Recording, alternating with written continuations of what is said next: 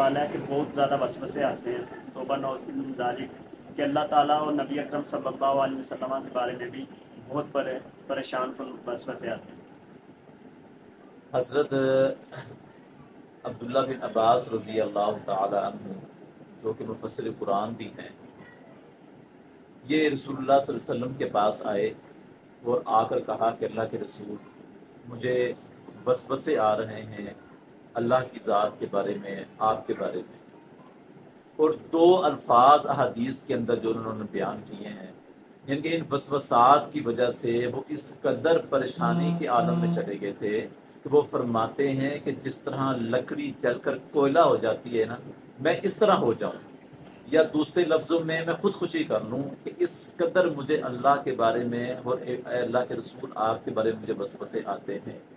तो रसूलुल्लाह सल्लल्लाहु अलैहि वसल्लम ने रहनुमाई फरमाई, आप इस रहनुमाई को फॉलो करें, ठीक है ना, इंशाल्लाह मसला हल हो जाएगा।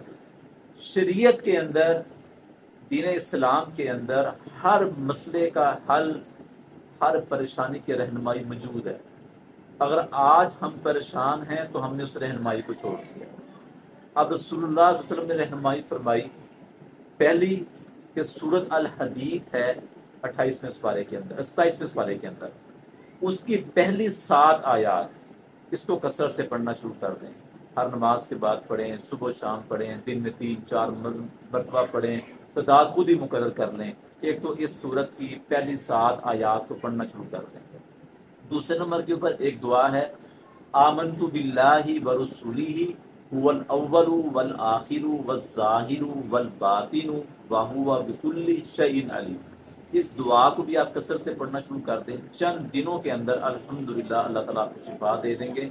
बहुत से हमारे पास ऐसे मरीज आए कि जिनके साथ ये मामला था, और जब हमने उनको ये अमल बताया तो अल्लाह ने अपनी रहमत की, और कुरान के ज़रिए से, इमामुल अंबिया के फरामीन के ज़रिए से अल्लाह ताला ने उनको शिफा दी।